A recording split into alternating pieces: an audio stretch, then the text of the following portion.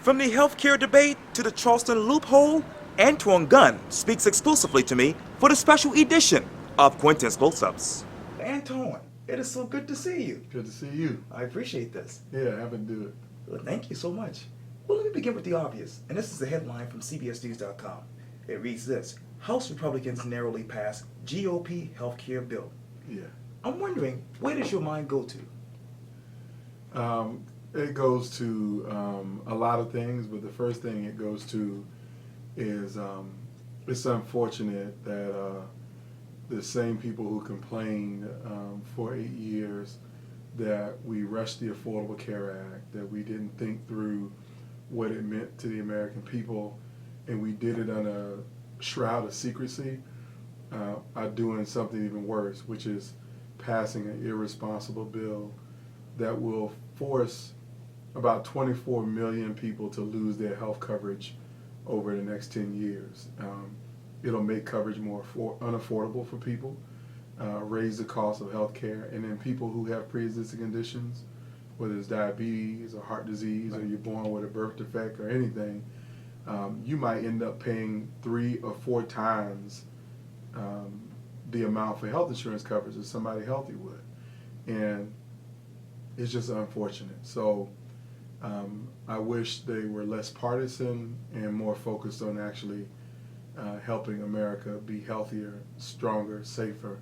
If they would leave the Affordable Care Act in place, and then they would work to improve it, because there are some things in the ACA that could be better. And my time in the Obama administration, we wanted to make them better, but we didn't get any support from Congress to make them better.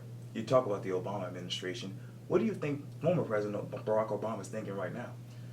I think he's probably thinking about his legacy and around what he can do to make sure that he tells the story of who he is, what he's done, the impact that he had. I don't think he likes that the Congress passed this bill that they passed today, but I will say in America, we don't just have one chamber. We got 2 chambers in Congress, and so the Senate still has to deal with this bill.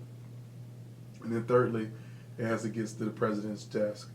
And I'm not sure that it will, because if nothing else, the Senate is a more deliberative body. They actually pay attention to what is written in the legislation, and they do try to make it better for the most part.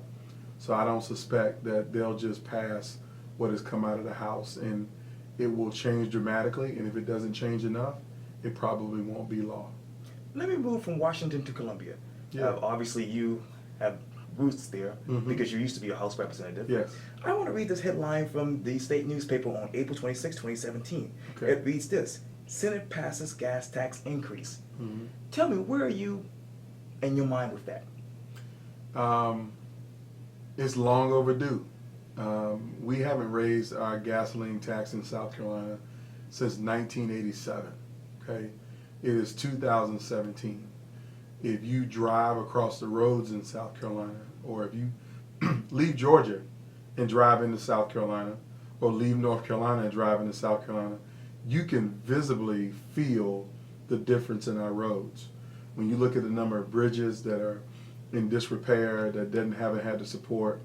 So I'm glad that the Senate finally did what is long overdue. And for those of us who live in the low country, if you don't like sitting in traffic, the main reason why we sit in traffic is because we don't have adequate road infrastructure given our population and the people here. And so for me, we got to do a better job of making sure that we fund roads. And so I'm glad that the Senate passed it. Let's hope the governor signs it and it becomes law, and then we actually get started on building the roads to make sure that people have a high quality of life, they can get to where they need to be, and they don't have to sit in traffic for 55 minutes every morning trying to drive 8 or 10 miles. Speaking of the governor, if you were to sit down with Governor McMaster one-on-one, what would be the first question to him? My first question to him would probably, what do you want your legacy to be?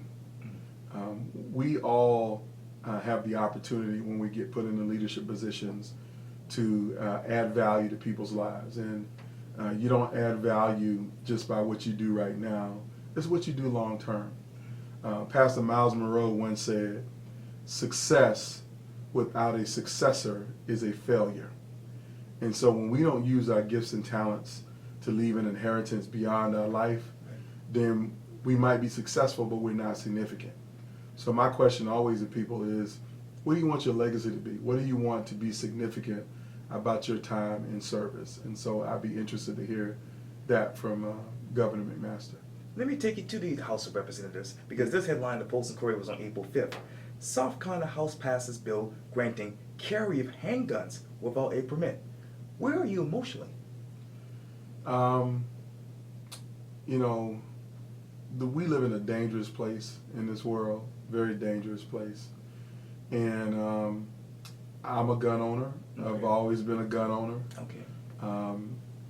It's important for me to be able to feel safe and secure in my home, particularly for my wife and my daughter. Right. But, you know, everybody doesn't need to carry a gun. Everybody doesn't need a gun.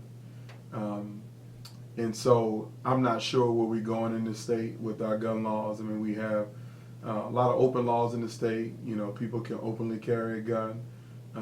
They can get a concealed weapon permit, and now we want to make it more attainable for people to carry weapons.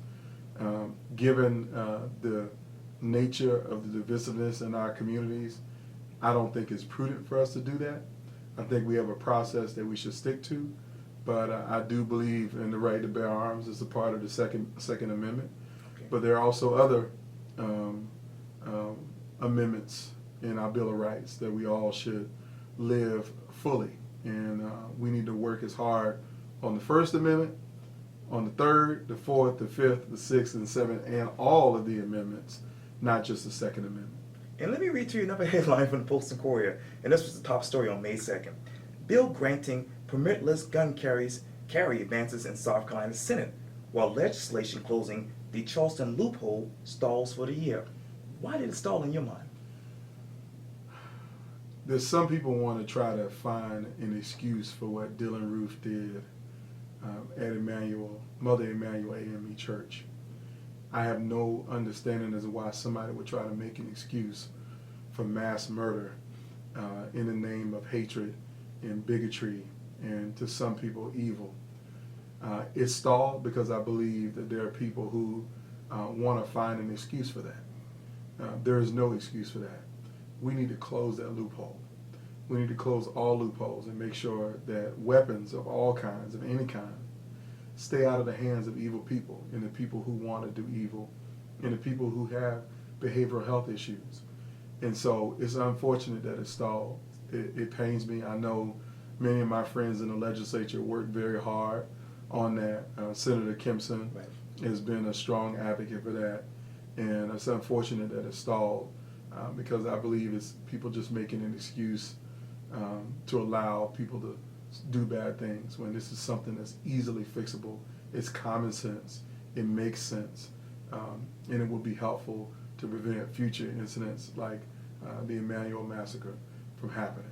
You talk about the Mother Emanuel tragedy. It's been 2 years. Hard to believe that happened. When you look back 2 years ago to right now, what is the biggest thing that sticks in your mind to this moment? The biggest thing for me is how hard it is to lose people that you know and you care about.